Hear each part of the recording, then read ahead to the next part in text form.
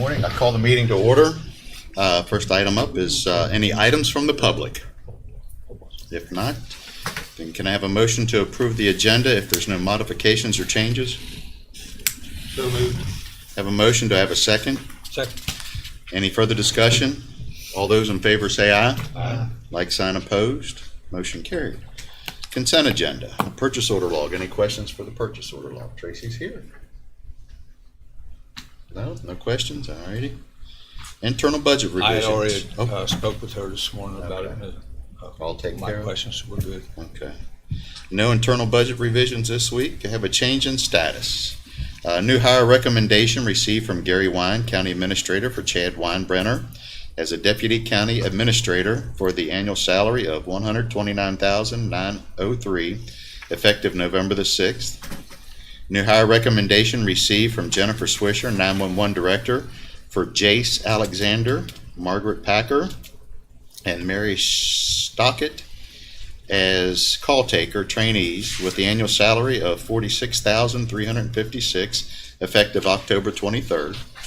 Change in status received from Jennifer Swisher, 911 Director for Melanie Colazzo, Crystal Cutlip, and Anna Hernandez. They are receiving a step increase for years of service. Their salary will go from $52,848 to $54,443, and that was effective October the 16th. Change in status received from Jennifer Swisher, 911 Director for Philip Peters. He is receiving a step increase for years of service. His salary will go from $62,354 to $64,226, effective October the 16th. Change in status received from the Honorable Sheriff Nathan Harmon for the following. Effective October 1st, 2023, Jason Wolf is being promoted to Sergeant with a salary increase of $74,713 to $80,854. Joshua Shockey is being promoted to Corporal with a salary increase of $59,456 to $65,756. Chelsea McBee is being promoted to Corporal with a salary increase from $59,456 to $65,756. Jody Strickler is being promoted to Corporal with a salary increase from $56,617 to $62,626. And we have a letter of resignation received from Emergency Communication for Justin Alexander effective October the 4th, 2023. And that's all the changes we have in status. We have approval of the minutes for September the 28th commission meeting. I was not here, as well as Commissioner Catlett, so we'll have to pull those out, and you'll have a motion. Mr. President, I move to accept the minutes of September 28th, 2023 as presented. Have a motion. Is there a second? Second. Any further discussion? All those in favor say aye. Aye. Like sign opposed. And we have 2 abstentions, Penny, due to absence for me and Commissioner Catlett. Okay. Board and Commission calendar.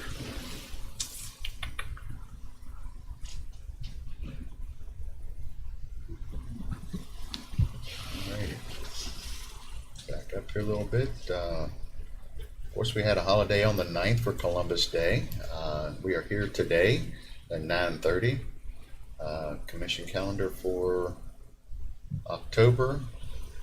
We have Tuesday, Wednesday, or Thursday. See, next Monday on the 16th at 4 p.m. the Health Board. 5:30 is Main Street, Martinsburg, and 6 p.m. is Planning Commission. On the 17th we have WRNR. Commissioner Catlett will be on there at 9 p.m. 11:30 a.m. Parks and Rec. 5 p.m. Sewer District. 6 p.m. Stormwater. On the 18th at 6 p.m. we have Solid Waste Authority, and nothing on the 19th or the 20th. Mr. President. Yes, sir. The Health Board will be virtual. Okay. And on the 18th, the MPO meets at, I assume, Martinsburg Airport. Okay. Mr. President, the fire board meets tonight also. Fire Board tonight. Meets tonight. Yep. Oh, that is the 12th. Yeah, I'm sorry, I backed up. Went a little bit too far. Okay. 6:30 this evening. Okay. Here we are. We got commission motion. I have a motion to approve the consent agenda. So moved. Have a motion to a second. Second. Any further discussion? All those in favor say aye. Aye. Like sign opposed, motion carries. We have the Honorable Larry Hess for correction of assessment log, apportionment of assessment applications, deconsolidation applications, and consolidation applications. Yeah, well, it's all typed on here, so I thought I'd say it. Good morning. Good morning. How are you this morning? I'm good. We didn't have a very busy week. We got 7 personal property office error corrections we had to make. Had to bring over this morning, and for the reasons that's listed there, they total $1,620.50. All righty. Do we have a motion to approve the 7 personal property tax exonerations, the reason for office error? So moved. Have a Second. motion and a second. Any further discussion? All those in favor say aye. Aye. Like sign opposed, motion carries. 1 real estate tax exoneration. Is that it? Yeah, just have one real estate, a big, yeah, that might need a little bit of explanation. But We'll take it. these are the townhouses that are up at where Paper Station Road is. They ran a line of those. Well, those buildings come with 9 units. Each section comes with 9 units.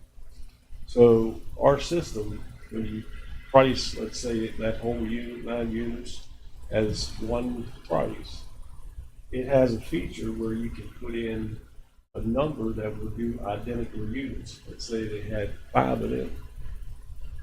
You could price that 9 unit section and then put another number in, it'll multiply it by 5.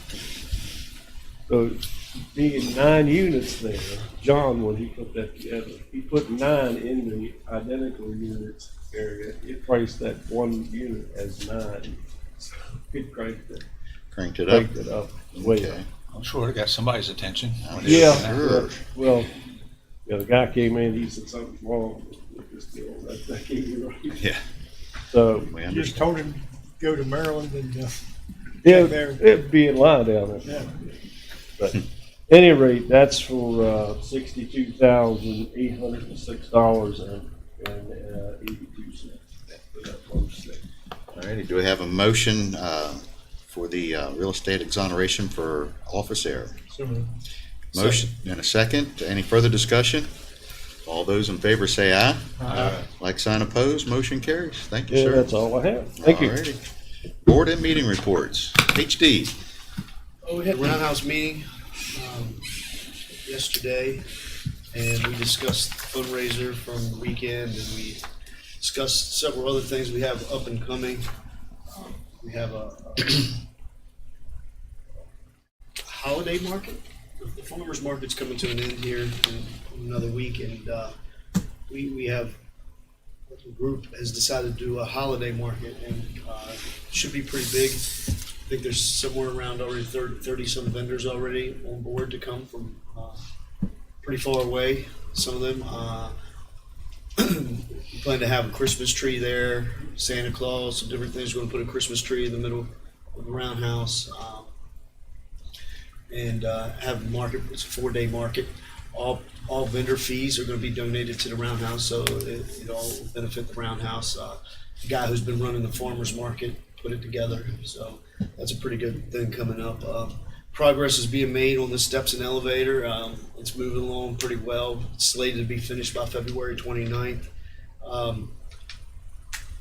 Barring bad weather, I think we should be on pace to complete that at that time. We also struck a deal with James Rumsey. We had purchased the portable bathrooms, another set of bathrooms. I believe it would add on somewhere around 7 between women's and men. And they've agreed to do the work at cost. We just have to come up with the material cost to rehab. It just needs a little bit of work. We got that at a great price. It's a unit that's probably a $80,000 to $100,000 unit. Is it a mobile unit? Yeah. Okay. And the state, SHPO, has said that since it's mobile, we can have it anywhere on the property since it's mobile. There's no restrictions there, but they're coming up with some ideas for for the color scheme and how to dress it up. Right now, it sits behind the roundhouse up against the Frog and Switch shop. They're talking about making it look like a boxcar maybe, and doing some cosmetics, maybe a little bit of electrical. They said all in all, it's in pretty good shape. So we'll just be responsible for getting it to Rumsey, and their classes will do work on it this year, and then we'll pay to bring it back. So we just have to pay for the cost of materials. We're waiting to see where that comes in at. So then we have bids. We have the offer out for bids for the spouting around the roundhouse. Those are due by November the 6th by mail to the Development Authority. So waiting on that. That's what's going on down there. Very good. Anything else? That's all I had this week. Okay. Mr. Barnhart. Thank you, Mr. President. I first want to make a note of the passing of Bill Moore. I saw that. He was Hedgesville. he was former Hedgesville mayor and Hedgesville intellectual. Wrote several small books on the history of the Hedgesville area. I considered him a friend. I knew he was a friend of Steve. And Great historian for the town too. yeah, he was an intellectual. I would venture to call him. I haven't seen him in probably 25 years, but I would say he was a friend, and I'd like to note his passing. The only meeting I had was the Berkeley County Public Service Water District. It was a short meeting.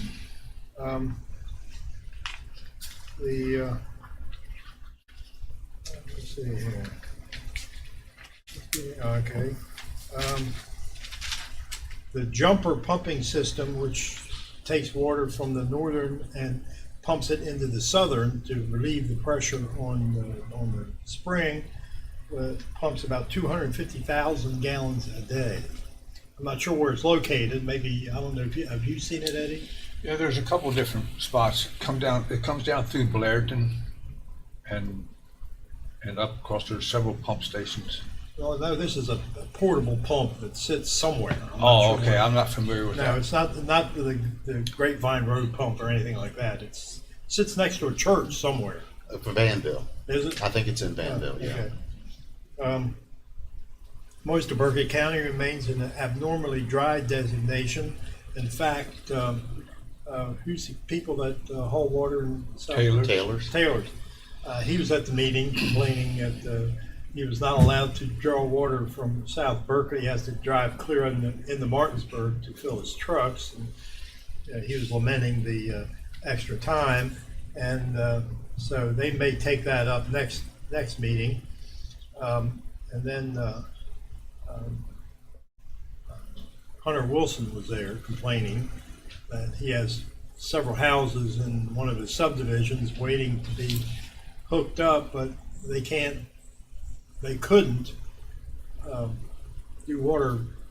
flush the water pipes because that was illegal with their designation, but they were going to handle them like the next day, Tuesday.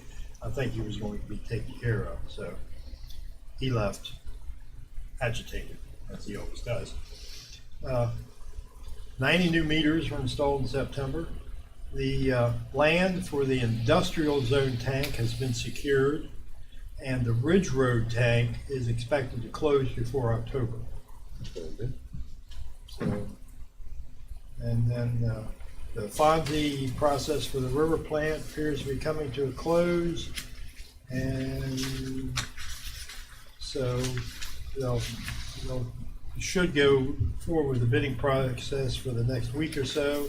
And field work for the archaeological evaluation of the Bunker Hill site is scheduled for completion on October 6th. And we think, of course, it hasn't been reported yet, that they didn't find anything, which is kind of odd to me. You think there'd be some evidence of prehistoric, It's around a water hole. of an active spring, but that's the way it is. And that was my meeting. Very good. Mr. Catlett. On Sunday, I had the pleasure to drive to Charleston, but the exciting part of my drive down, I was riding on fumes about 12 miles out of Charleston, and I didn't think I was going to make it, so I pulled into this place, and Reverend Hall will appreciate this. I one of my heroes growing up were Mickey Mantle and Jerry West. Well, I pulled in the road's Cabin Creek Road, and I'm in Cabin Creek, West Virginia. I've never been there. But if you know the Zeke from Cabin Creek was Jerry West, of course, over the years, and greatest athlete in the history of West Virginia. So that was quite a thrill to say I've been there now. But The symbol for the NBA is Jerry West. he's still the logo for Yep. the NBA, is correct. So, but anyway, on Monday there was an all-day meeting. Attended the CCA West Virginia County Commission Association board meeting. It was a strategic planning session. They actually had a professional firm there that ran the meeting, and the whole purpose is to strengthen our association so that we can have more clout, hopefully, with our legislators, obviously. And I want to say that the staff of the CCA, Melanie and her staff, are really good people. They work really hard. And they are thrilled to death that we're a part of that association, involved part of that association. They're just thrilled. And I think the networking that we can create by being more involved with this association could be a great thing. And the other great news is that at the end of this month, on the 29th and 30th, most of you are aware that they're coming to Cape State Park for this is going to be a 2-day legislative meeting to prepare for the upcoming legislative session this after the first of the year. So, and I have filled the role as the legislative chair for our region. We've broken down into regions now that are similar to the opioid regions, 6, and then we have eight counties. Of course, the eastern counties are in our region.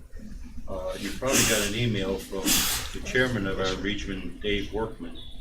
You should have got an email from him about the meeting, but it was really good stuff. And the thing I wanted to say was I sat next to a guy from Tucker County, has 6,000 residents, and we have 135. He has a $3 million budget, and we have a $53 million budget.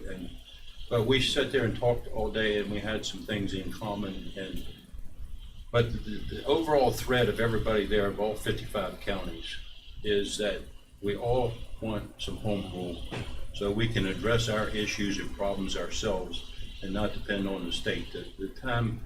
The state has to realize that one law doesn't fit all, particularly in West Virginia, and we've got to have more flexibility, and that's the common thread. But if we work as a group together, hopefully we can have some success down the road. I actually got to do a one-on-one interview on camera there. I don't know where it's going to be posted, but tell me why I ran for office. And so, and of course, my take on that was to preserve the quality of life here in Berkeley County. So that was my main thought. But also on Tuesday, we had a farmland protection meeting. Just closed on the Phyllis Spiro farm, which is 200 acres.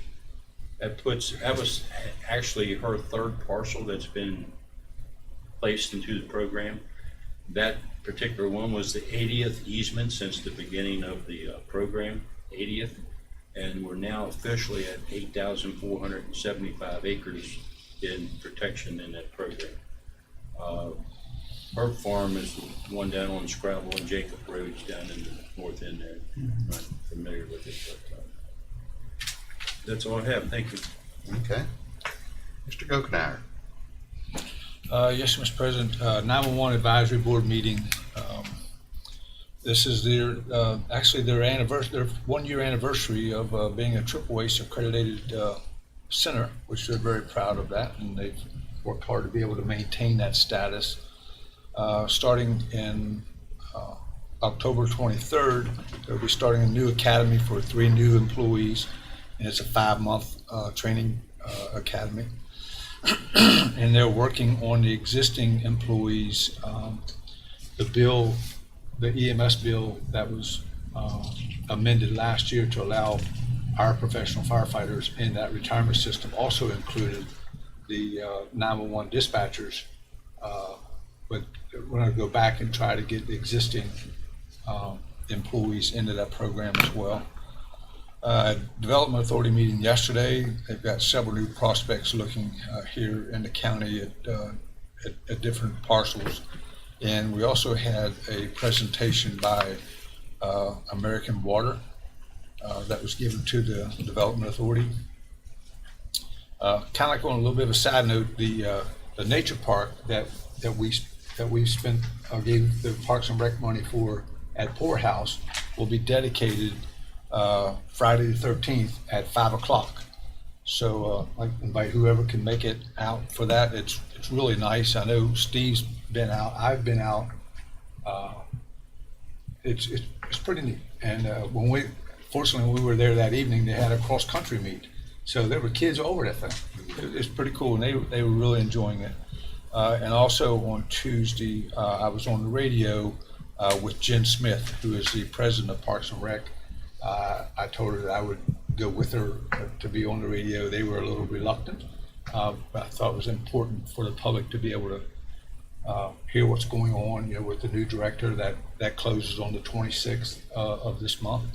So I think so far they've gotten like 8 different applicants, but that was as of 2 days ago. So, but things are moving right along. Good. Yeah.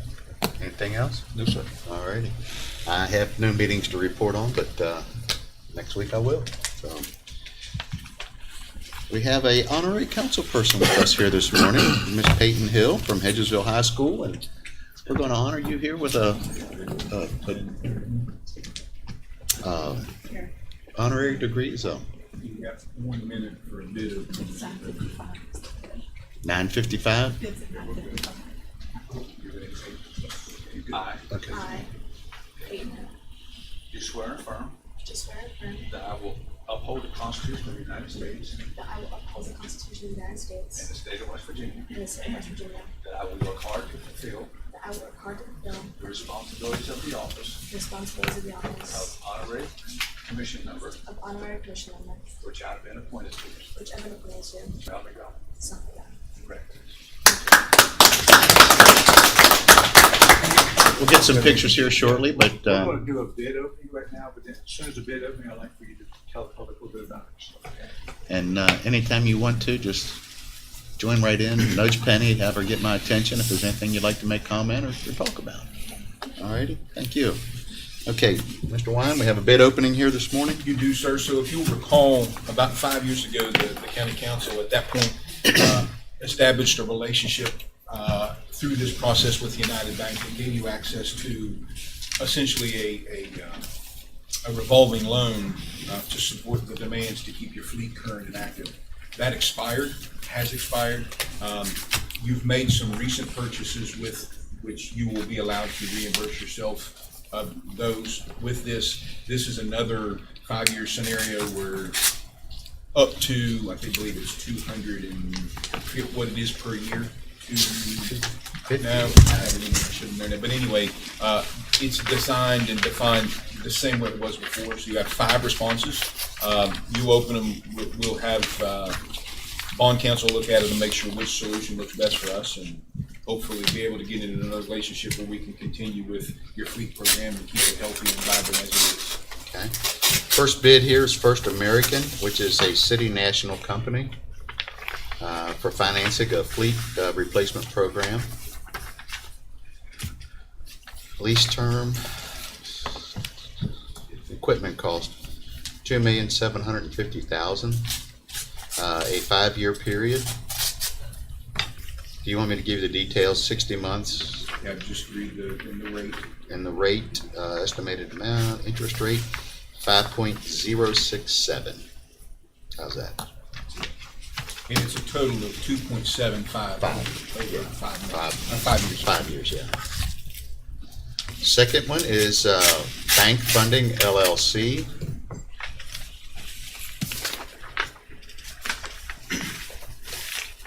Doesn't say.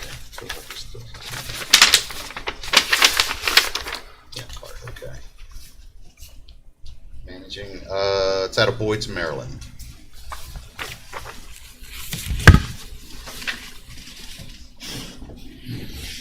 Lease term 5 years, 4.76, and the approximate assumed amount is 2.75 million. Very good.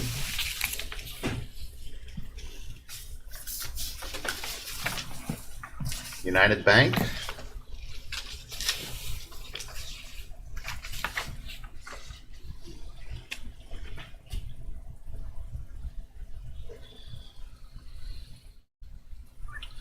U.S. 5-year Treasury.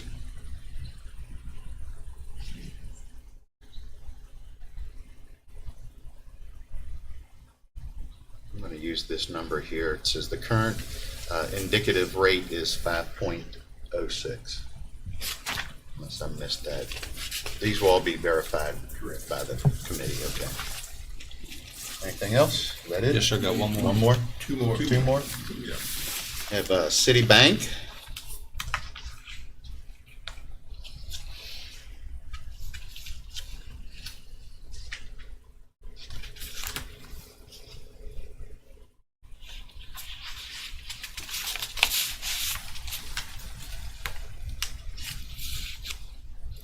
Wall Street Journal Prime minus 1.05 for multiple prime, 8.5 indicative, and 7.45 for the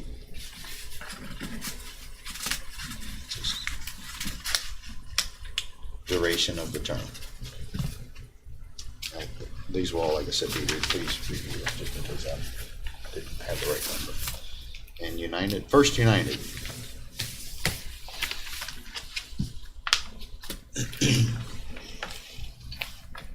They're out of Oakland, Maryland.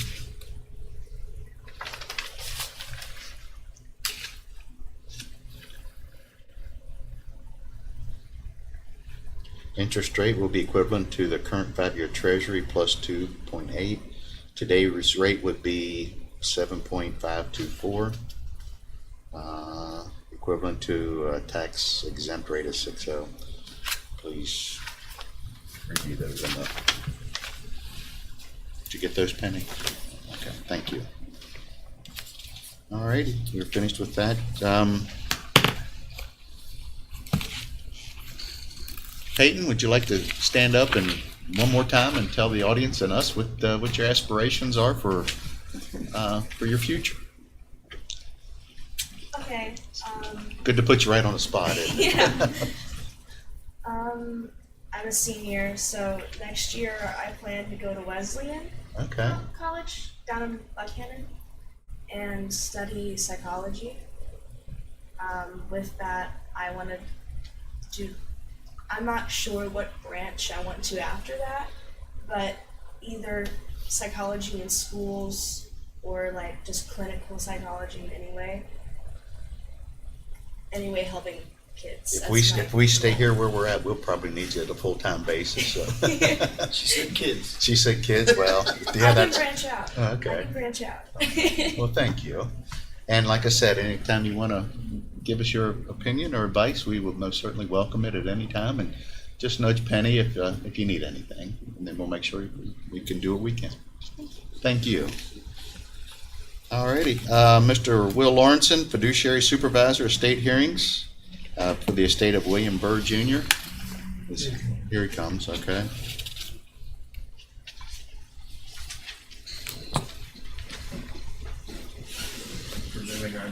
You're up. Will does wills. Good morning, Commissioners. Good morning. Starting off this morning, I have the matter of the estate of William Edward Byrd Jr.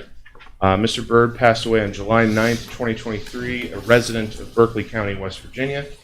On August 8th, the decedent's surviving spouse came in to qualify as sole heir of the estate, declaring that to her knowledge no other heirs existed, nor was there a last will and testament. That presumption proved to be false. Unbeknownst to Mrs. Byrd, the decedent's son from a previous relationship did have a last will and testament dated October 27th, 1999, which predates Mr. and Mrs. Byrd's marriage, naming his son, the petitioner in this case, as sole beneficiary and executor of the estate. The will is attached to your read-ahead and meets all legal requirements of a valid last will and testament in West Virginia on its face. Previously, West Virginia law has declared that any marriage subsequent to a last will and testament's execution actually revoked the last will and testament entirely. In 1994, that law changed. And now it actually says that if a marriage is subsequent to a will's execution, the marriage affords a surviving spouse certain elective share rights or their intestate share of what they would have gotten had there not been a will at all. Mrs. Bird, by counsel, is requesting a continuance of this matter in the fervent hope of negotiating a private arrangement with the decedent's son, offering significant consideration in exchange for allowing Mrs. Bird to keep living in their marital home, which is solely titled to the decedent and therefore a probate asset. Both my office and Mrs. Bird's attorney have written letters to the petitioner who is here this morning. Apparently, he has not received those letters, but I will make sure that we get better contact information for him, and so that he understands what is being offered to him. But I wanted that to be made clear. I would invite any interested party to come forward and offer any of their takes on this continuance. But if nobody wants to challenge this continuance, all parties in this matter are kind of ceased. In my estimation, I always feel that private agreement between interested parties is often more equitable than what our body can offer. So if there is a chance that there's any kind of private agreement to be had between the parties, I think there's equity in offering that solution. I would agree wholeheartedly with that. But with that, I mean, if anybody here wishes to speak, I'm certainly not going to withhold that. But without any objection, I ask for this commission's consideration to continue this matter of the estate of William Edward Bird in the hope of a private agreement. Give me that in form of a motion, or just a... I believe a motion would be good, and I can actually create an order giving specific terms to the continuance Okay. as well. How long would you want this to be held? Well, the petitioner is asking for a 2-month continuance. I would say within 30 days, if no agreement would be had, I would then meet with Ms. Schul to set this matter at a certain point and hopefully get some kind of resolution out of it. What I'm hoping is for a definitive timetable to at least get us on the right track and keep things moving forward. Okay.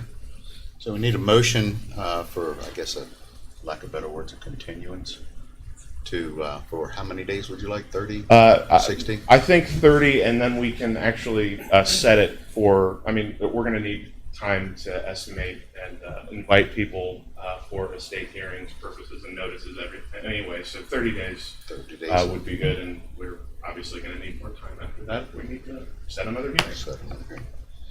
Okay, we'll take that motion. Yes, Mr. President, I make a motion, we continue the granted continuation of the estate of Mr. William E. Bird Jr. For a period of 30 days. We have a motion. Do I have a second? Second. Got two of those. Any further discussion? Who is executor of these things? The current administrator is the surviving spouse, again, who qualified under the guise of intestacy. So that is a false assumption. The will is currently in our pending file, has not been recorded yet.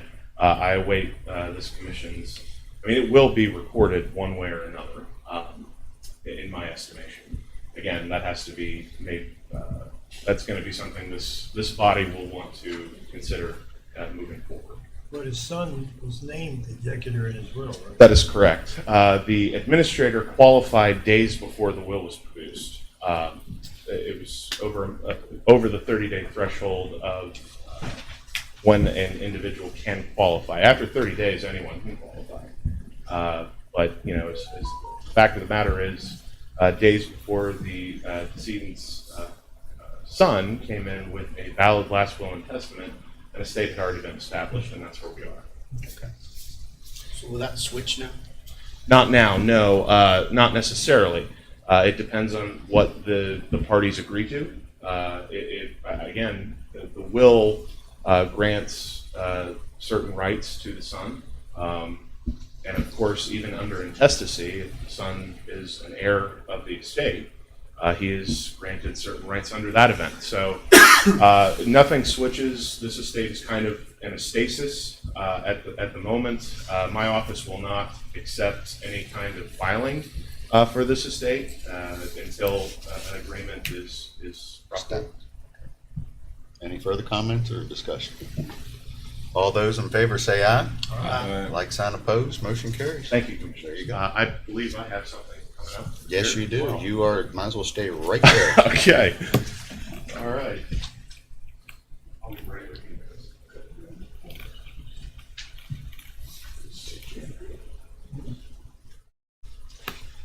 Well, I tell you what, let's take a break and we'll Okay. get some pictures. Is that all right? We're gonna want pictures with Janet. Well, yeah. Process too. Okay. You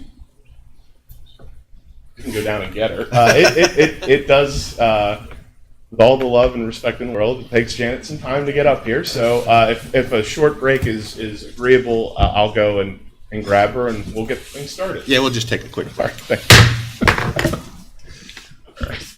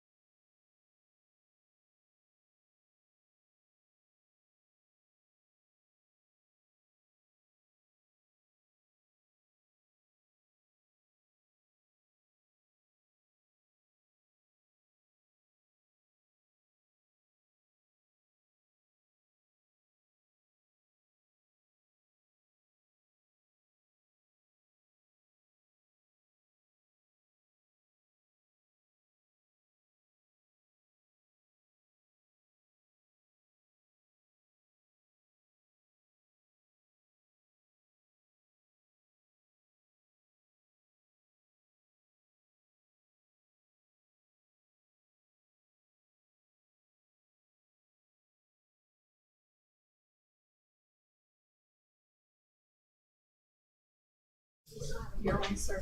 Okay, we are back in session here, and we've got a proclamation. Do you have it in front of you, Will? I do not have it. Well, I've got it, but I didn't know if, okay. I'm going to recognize it first. All right. Well, we got- Commissioners, today we are recognizing the incredible career of Janet Olshauser, this county's deputy fiduciary supervisor, and has been these 34 years. Janet and I have been working together now my entire time at fiduciary these past 3 years, and I inherited fiduciary in 2020, November of 2020. It was, I had 4 days of training, if you want to call it that. After those 4 days, it was me, it was Janet. And Janet, had she not been there, it wouldn't have lasted much longer after those 4 days, I'll tell you. It was a rough transition, made only the smoother by Ms. Holzhauser's professionalism, her kindness, her abilities.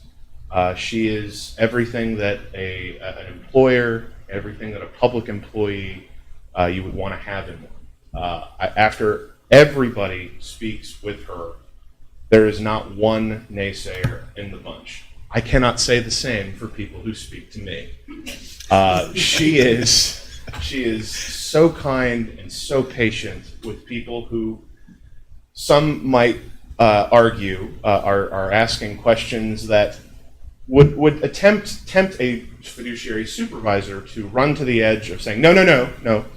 She lets people speak, and she is patient with them, and she then responds with a kinder version of, that's not correct. But with all of that being said, I would not be here without Janet Olshauser's kindness, her patience, and her professionalism. I am going to offer, if anyone else wishes to speak on Janet's behalf, please do so. Please come up and come on, I certainly will. Maria. I first met Janet when the county commission hired her way back in the day as their first, the first person in the courthouse that they would see as a switchboard operator. In the lobby. And the lobby up at the historic courthouse.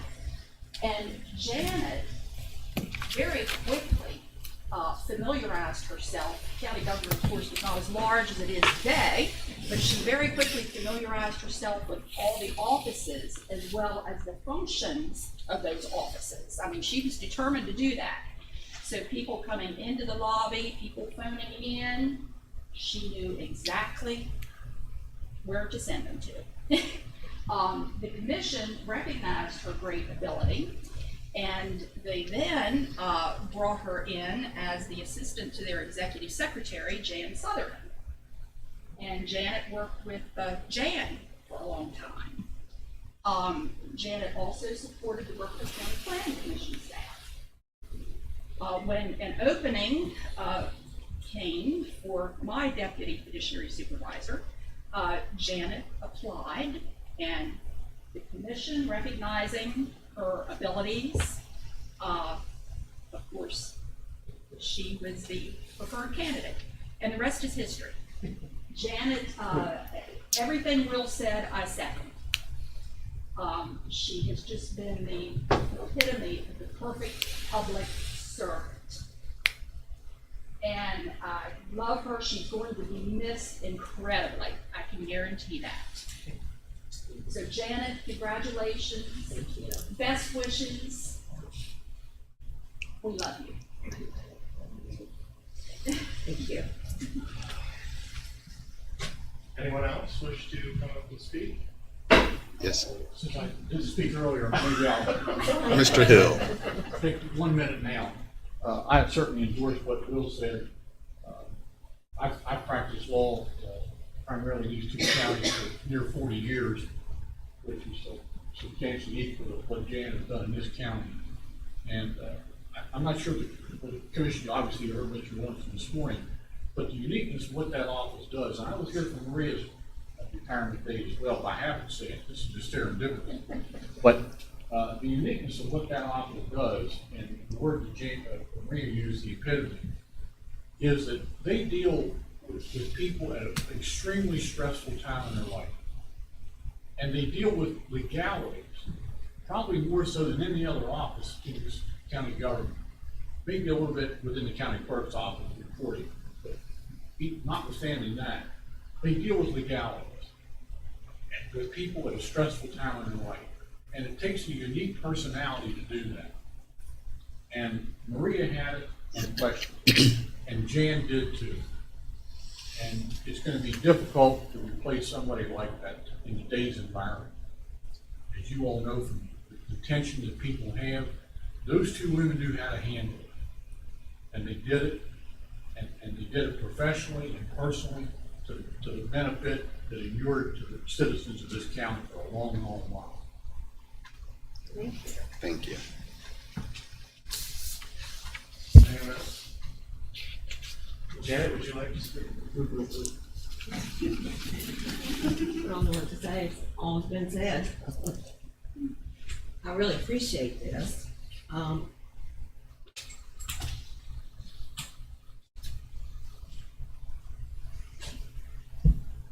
love what I do. It's been 34 years. If I could stay, I'd stay longer. I'm gonna miss it. I don't know what I'm gonna do. I'll go crazy probably. But I have met so many people from all over the country. And you have some that are doozies. You have to bite your tongue. But you have to have patience. This is a job where you have to have patience and understanding. And they can really upset you, they can irritate you, but you can't come back the same way. I wouldn't trade it for the world. My office is full of flowers. And that's it. I'm gonna miss it. I love the people I work with. I get along fine with everybody in the county. And that's it. Well, we are so glad that you spent the time with the county that you did and gave the respect to the citizens that you gave. And we are very grateful. Yeah, I for you. appreciate that. Thank you. Like I said, I don't know what I'm going to do. I wake up 4 or 5 in the morning. I got no place to go.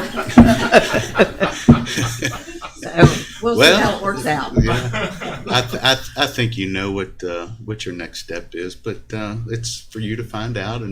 But you know that door is always open down there if Yeah. you want to come back in. And, Yeah, well, they got to do, you and know, visit us and. let him see what he thinks. We'll even let you. Later. We'll even let you bring in the coffee and donuts if you want to. So. Yeah. He's easy to work for. He really is. Is he? We get along really well. Yeah, Okay. really well. Yeah. Okay. Of course, I've known you forever. Well, I was holding back, Mr. President, but there was a day about 25 years ago when there was a skinnier version of me and had a little And bit. it's skinnier than me. Came into Miss Holhauser and Miss Childers' office and said, "Hey, I'm the computer guy. Do you want computers?" And they both grabbed their typewriters and said, "You could leave now." And since then, young Janet has learned to compute like you cannot imagine. Right, Janet? Very true. Well, maybe, yeah. We go way back. You do, We in go fact. way back, Gary. Yeah. So thank you very much. Well, you're most certainly welcome, and we do have a proclamation here for you that we're going to present to you and read to you, if that's okay. Okay. And I have it here. I mean, I can do the honors of it, but I would like for your supervisor to do it, if that's okay.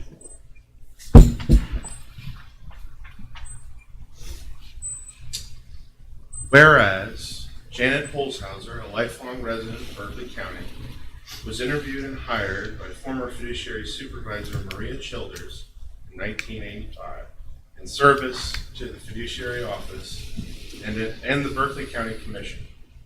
Whereas, after graduating from Martinsburg High School, Janet entered the workforce at then Citizens National Bank.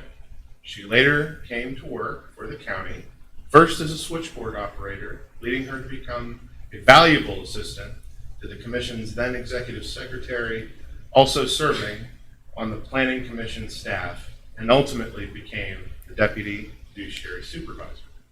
Whereas, although Janet spent the majority of her 34 years at fiduciary supervised by Miss Maria Childers, Janet experienced a recent shuffling, moving through 2 separate fiduciary supervisors in 4 years. Janet herself was the rock this community could depend on.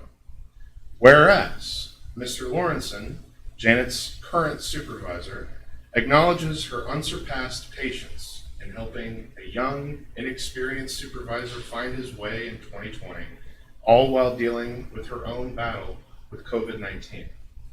Whereas Mr. Lawrenson also acknowledges Janet's dedication to the county, often going above and beyond to assist citizens in Berkeley County by patiently and caringly meeting, speaking, and conversing with grieving family and loved ones, making an otherwise daunting process as easy and friendly as possible.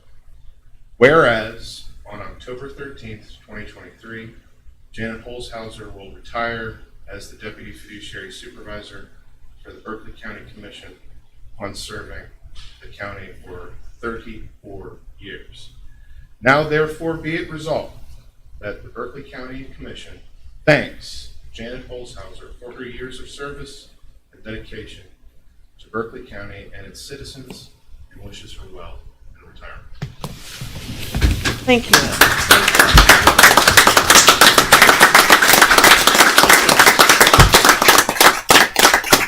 And it is Friday the 13th.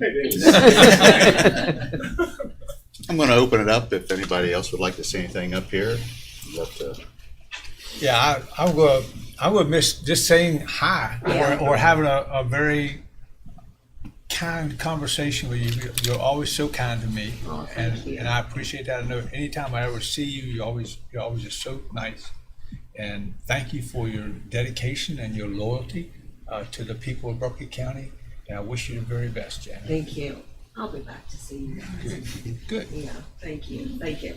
I wish you well in your retirement. I'm retired. I love it. That's what everybody tells me. Oh, just find something to do that you enjoy. I don't care if it's crocheting or watching TV. See, I've but- worked all my life. I don't know what's on the outside. But I'll find something. Hey, I've been working since I'm at 14. Me and, too. You know, Yeah. it's nice just to kick back and, watch the sunrise and the sunset And the snowfall. and the birds sing. Yeah. So enjoy it. I will. I will. Thank you. Okay. I just want to thank you for your service, ma'am. It's hard to find employees like you in today's world, and they become fewer and far between as time goes on, and we can't thank you enough for your service to our community. Thank you. I appreciate it. I love what I do. Thank you. Love what I do. I met so many people. I go to the grocery store. Somebody went, "Oh, hi, you still working?" Well, you helped me 10, 15 years ago. And they'll come in down there and say the same thing. Sometimes I can remember them. Sometimes I can't. Yeah. Fair enough. Yeah. So, okay. That I don't know if that's a good thing or a bad thing. I know since I've been elected, so many people see us up here and remember us easier. So when you go out into the grocery store and they remember something that either you did or said, but the hardest part is if I don't write the name down and imprint it and look at it, I have trouble remembering people's names. But everybody. And then you always have a question. Well, always have a question. Well, what if? Everybody remembers the good things, and and there's nothing but good things that we can have with you. Well, thank you, Jim. Thank you. Congratulations and thank you. Thank you. Like Steve said, it's hard to find employees that stick to it for a long time and stay with their job and work hard. So thank you. Yeah. Right.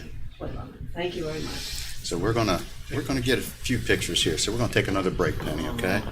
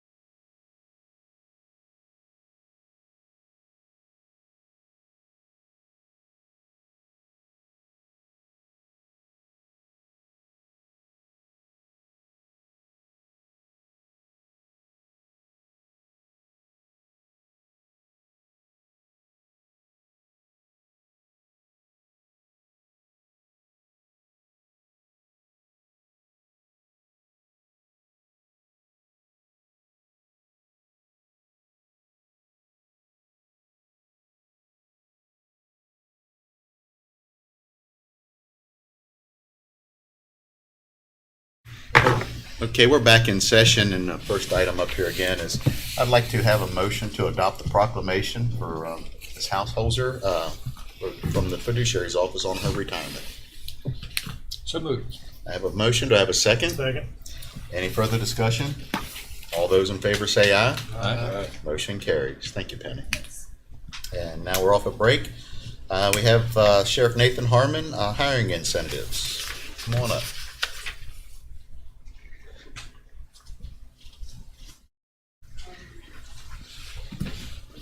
Yes, sir.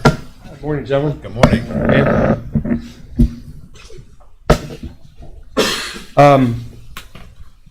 I appreciate the opportunity again, coming in and speaking in front of you all to express what I'm sure is all too familiar, unfortunately, with everyone, is, I don't have 200 officers beat down my door, or let's just say applicants to be a cop nowadays. We've got to kind of come out of that box a little bit, change some traditional ways that we do things, make things a little bit visually more appealing to the applicant, and as much as pre-certified officers too.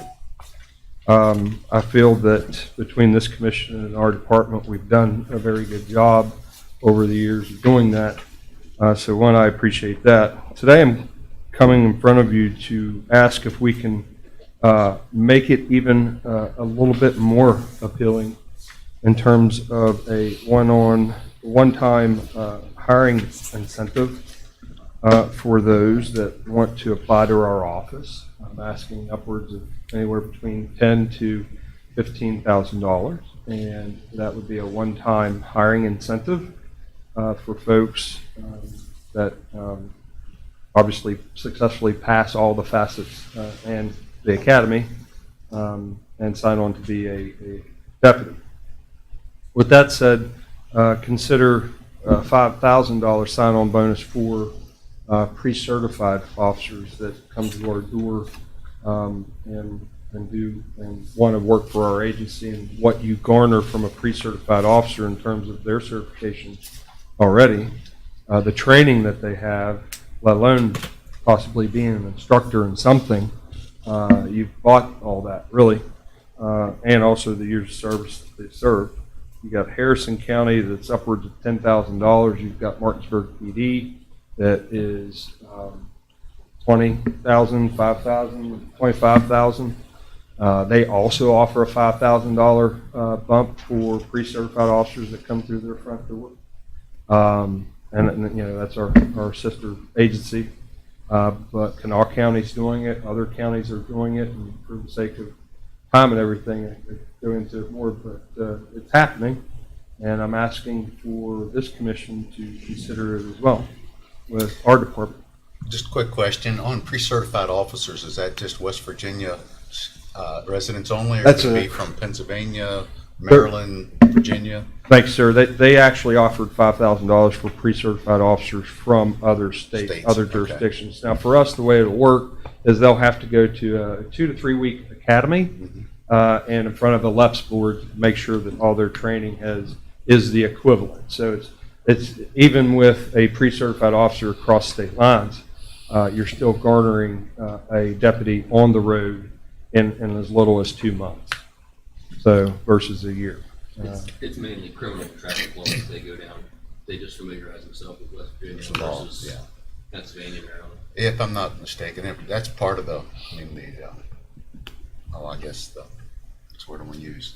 I guess the class you have to take really emphasizes a lot on, the physical aspects are pretty much common sense. But the law part is Correct. the most important when they come here. So. Yes, and what we've learned with one of our Virginia transfers that used to work with us, he had to go back down. 2 weeks was online, 1 week was in person. Okay. You got Shepherdtown PD that mentions in their Indeed advertisement that they have what's called a bonus pay. I wouldn't call it a bonus pay. I would call it an incentive. But like I said, you have Hagerstown, Frederick County Sheriff's Office. No bonus with them, but Hagerstown. Find that. Washington County Sheriff's Office offers a $5,000 sign-on bonus within the signed 3-year contract. Are our salaries pretty much in line with the surrounding areas? Are we, so Yeah. this is strictly an incentive to draw in Yes, sir. officers? I mean, because our pay is, We've done a really, really good job with that, yeah. yeah.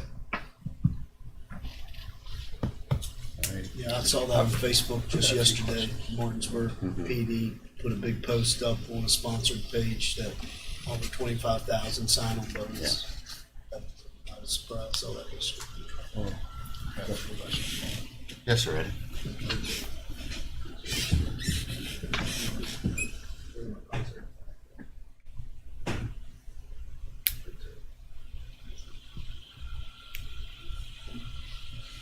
So we're just, apparently I said it backwards. I guess the way our discussions have read, pre-certified is 10,000 for sign-on bonus, and uncertified entry-level deputy applicant will get 5,000. Okay, I thought that's the difference. I apologize, I missed it. So I think when we did this before, I had almost the same questions as I will today. And I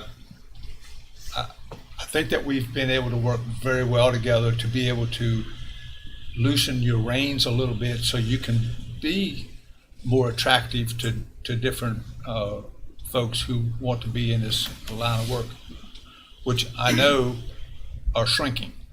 They just are, and it's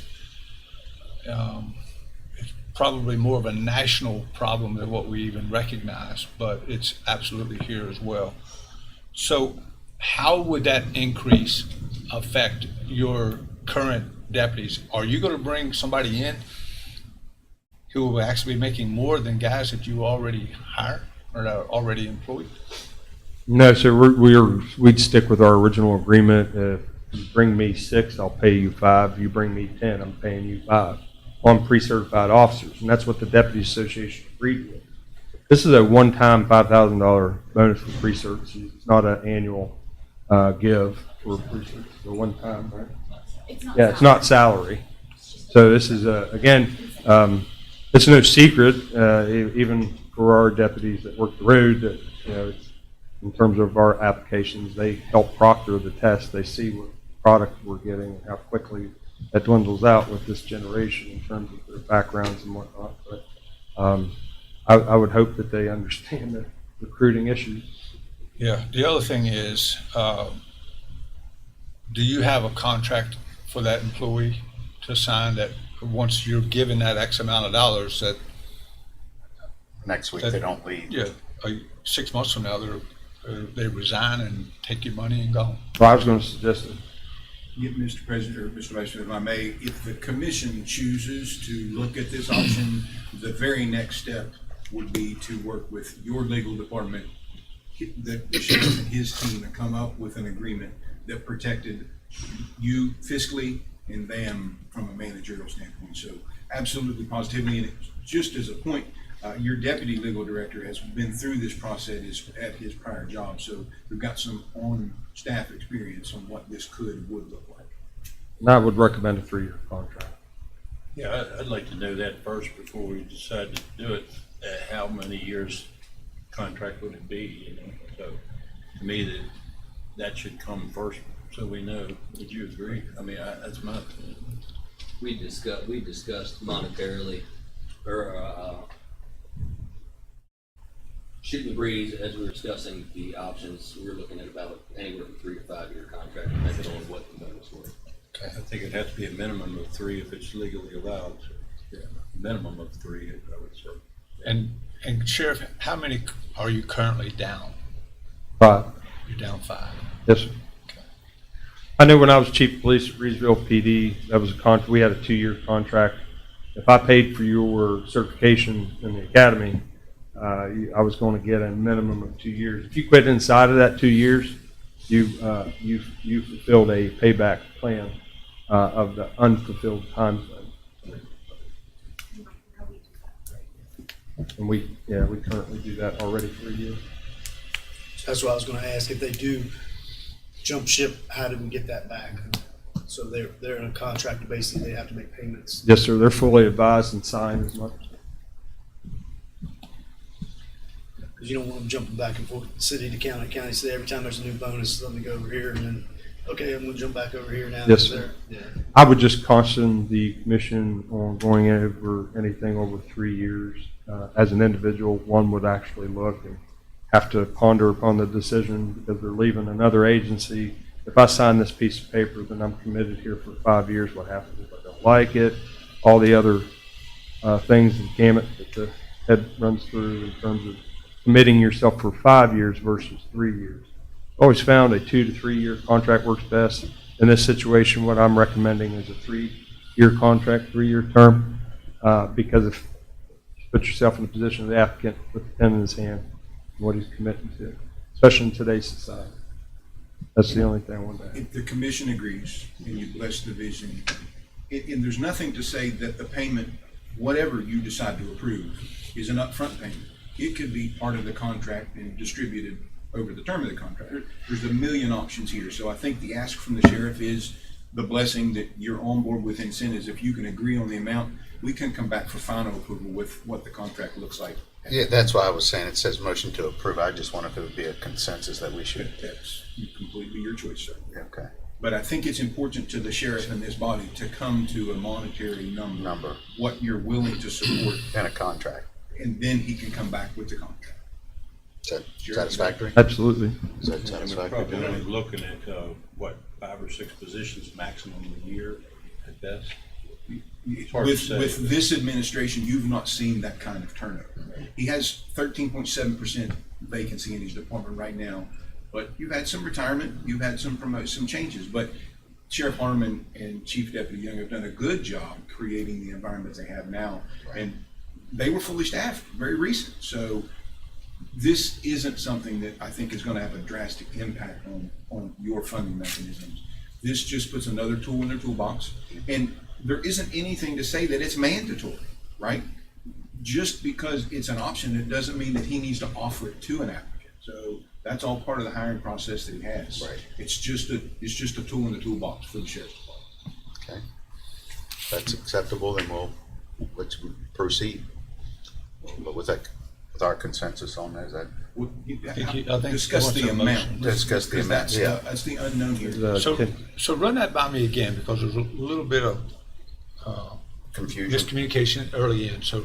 10,000 for a Pre-cert. pre-certified officer, 5,000 for a level entry deputy, which we call them civilians, new civilians, but Randy made me. New hire.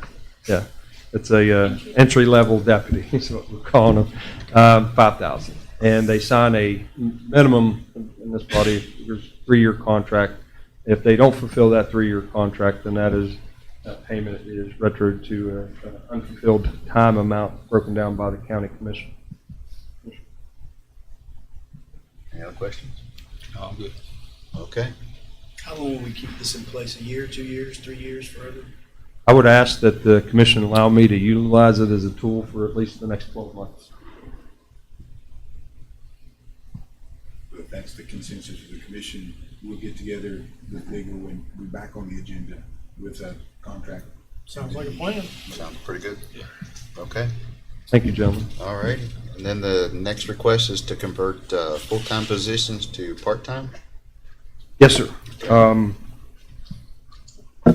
It was Bob Schau that expressed to me that he wanted to step down and take a breather a little bit off the job that he does. I can tell you he does a very remarkable job. He's up at 4:30 in the morning as I'm going to the gym. He's calling 10:08, 10:41 or on duty, and it's just he's a machine. But his work product shows because the guy's done literally by 3 o'clock roughly.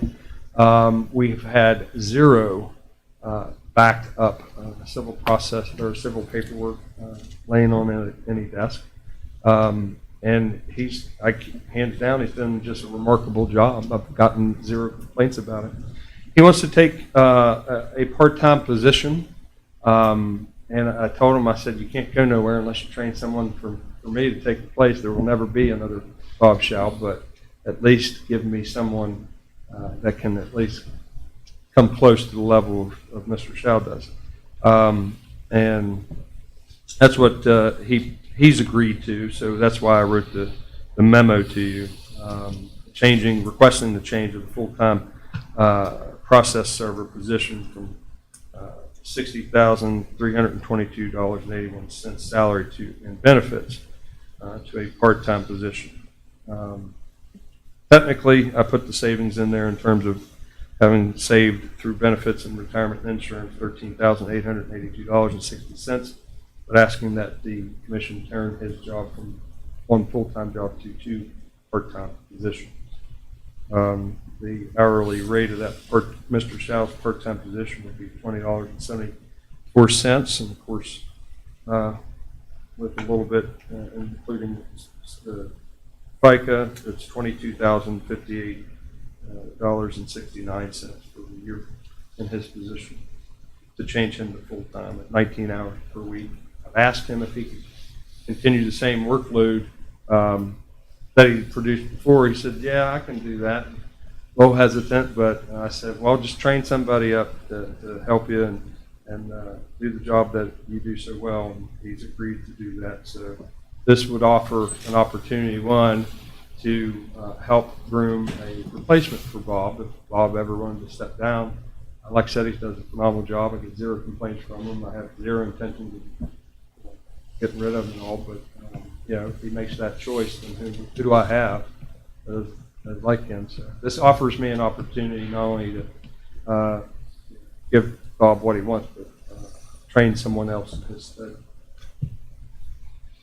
If you remember a little back history to this, Sheriff Harmon was the one, he had this part-time position when he came into the office and quickly identified the backlog of paper serving and things that the civil process does over there. So he and Chief Young again made a change, asked you to take that part-time position to full-time, and they've done remarkable things. And now they're in a scenario where the human that has the most experience and has done the job says, no, if I'm going to go part-time, I'd like to go part-time when I'm just going to retire and step aside.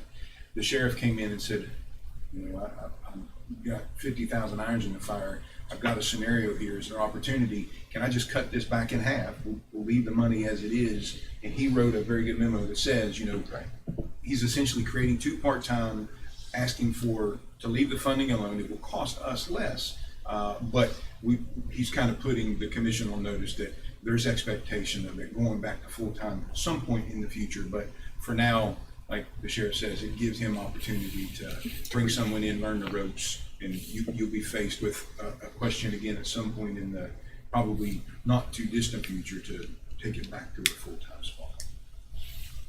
Okay. For motion. A motion. I didn't know. Did we need a motion on? Yeah. Yeah, because you're changing the position. You're actually going to take one full-time position and create two parts. All righty. Need a motion to grant the request of converting one full-time position to two part-times for the process server. So moved. Have a motion. To have a second? Second.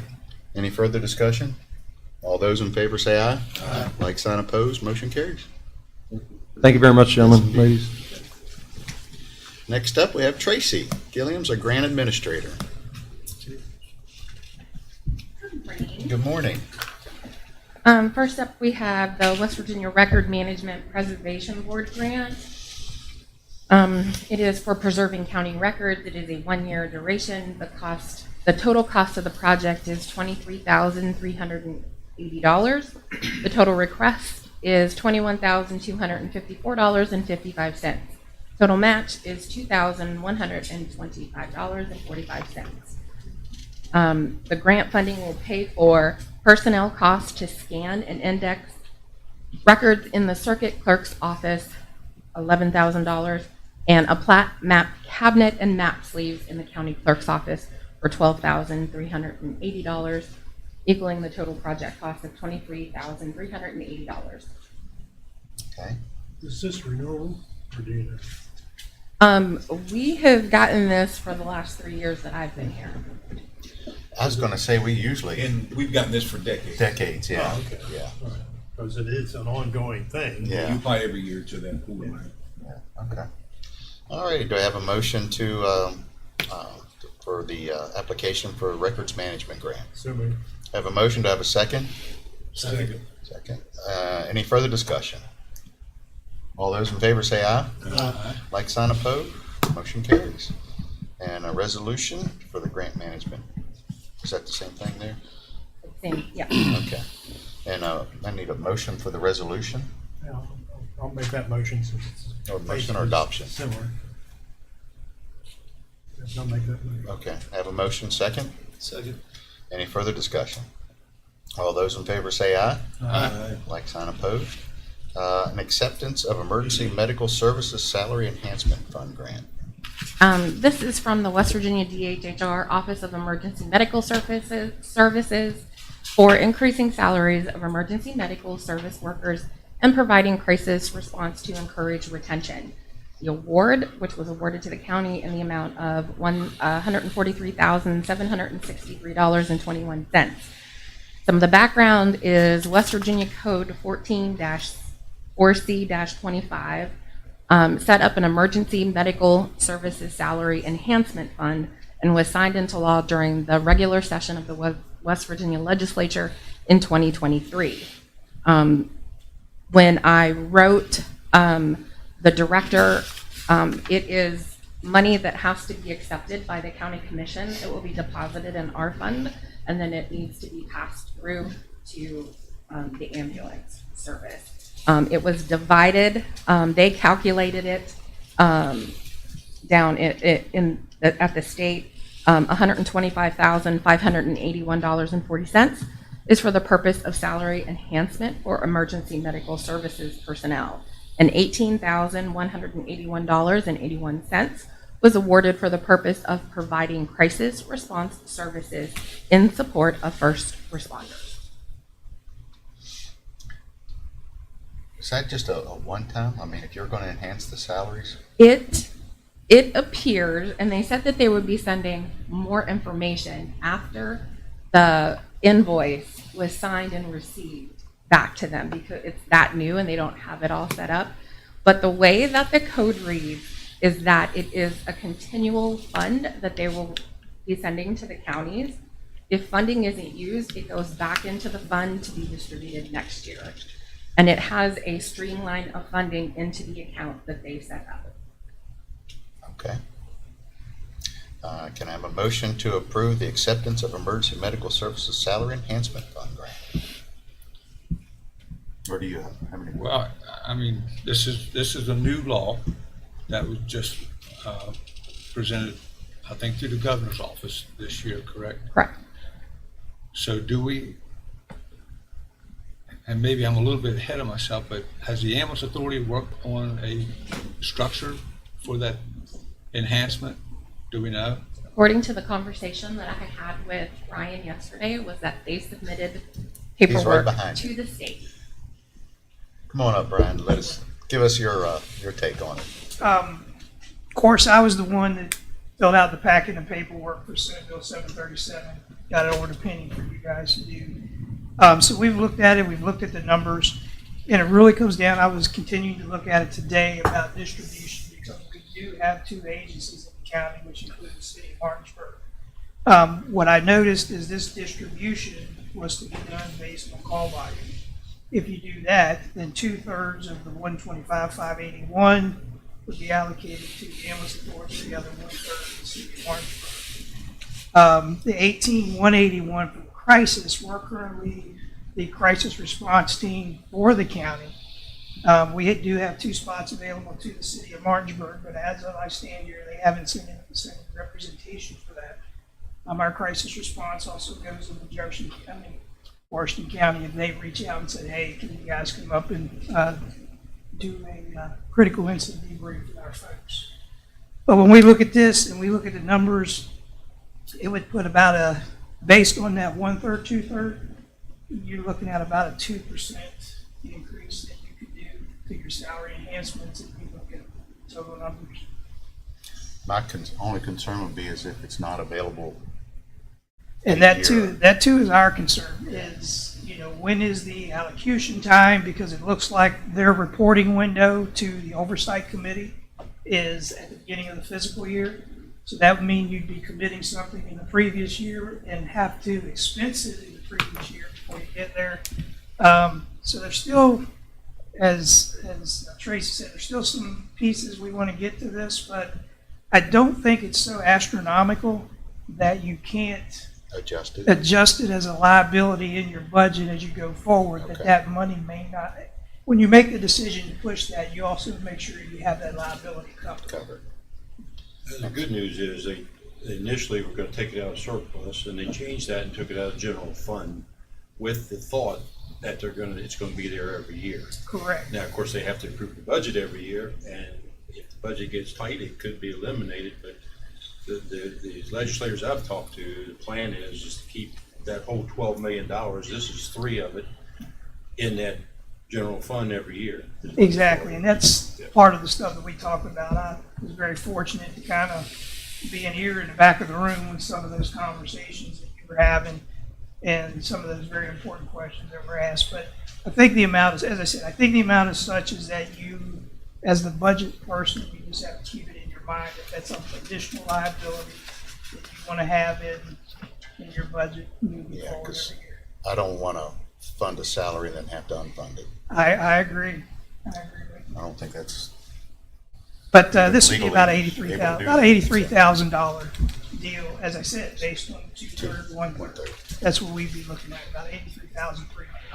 Okay. Now that we've discussed it, can I have a motion for acceptance? Yes, I make a motion, we accept the Emergency Medical Services Salary Enhancement Fund grant. Have a motion to have a second? Second. Any further discussion? All those in favor say aye. Aye. Like sign opposed, motion carries. Thank you. I'll be over to see you as soon as we're done. Thank you. Mr. Wine. Yes, sir. I have 2 items. The first item, you have a request from Sheriff Harmon to declare a Stinger spike system surplus. If the council should choose, you have the declaration. You just need a motion to declare that unit, model and serial number, and we'll get rid of it. All right. And there's an intent to in-kind it to a local law enforcement agency. So, Do As long as you agree. have anything you want to comment on? No, this body's always been very forthcoming with blessings like that. We did a vehicle donation, actually a few of them, that blessed a few counties across the state. And they were very thankful for what they received.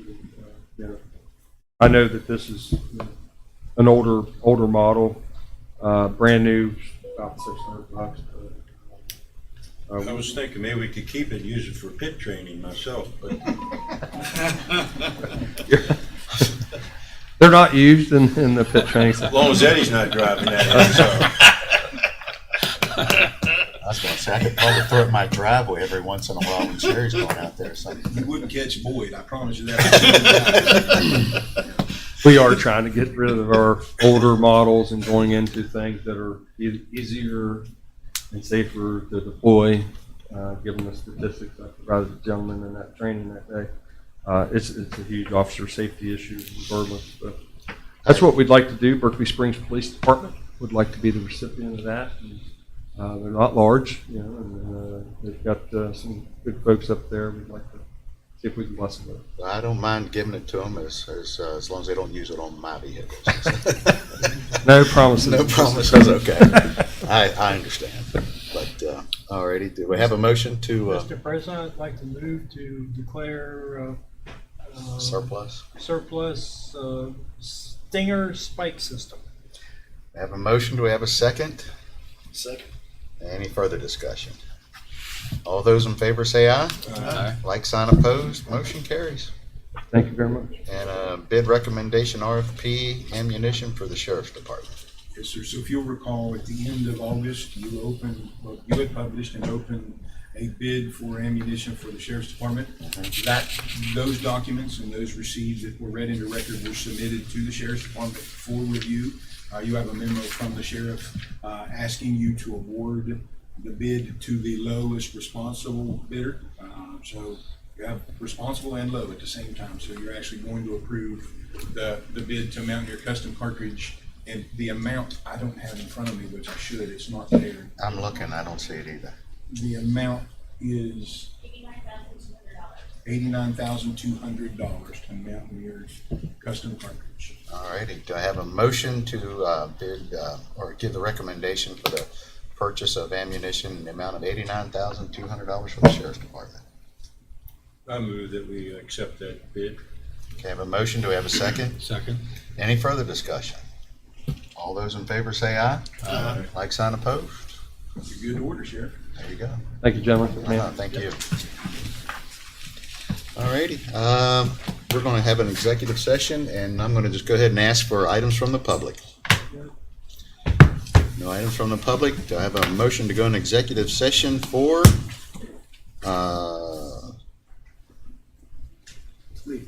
is it legal?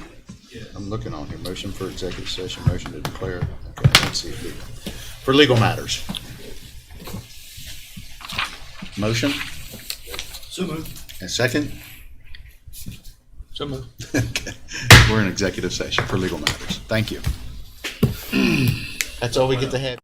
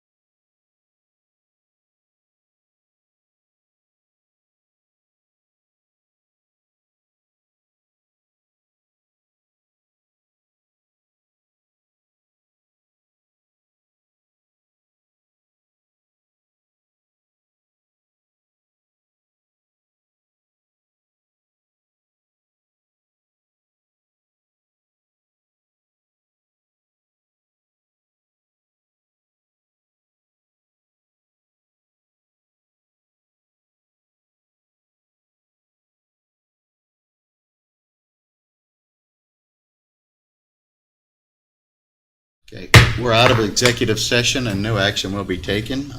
Mr. Barnhart, Well, thank you, Mr. President. I think I would like to recess. we are in recess.